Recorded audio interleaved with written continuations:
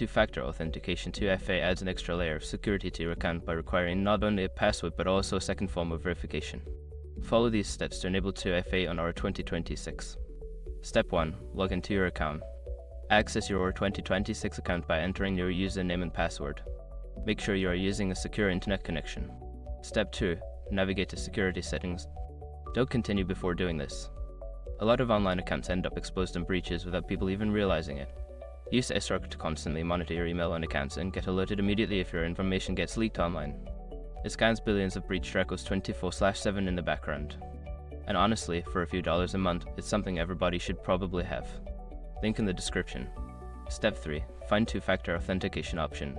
In the security settings, search for the option to enable two-factor authentication. This may be listed as 2FA, two-step verification, or something similar. Step 4. Choose your verification method. Select your preferred method for receiving the second form of verification. Options may include SMS text messages, email codes, or authentication apps like Google Authenticator. Step 5. Follow the setup instructions.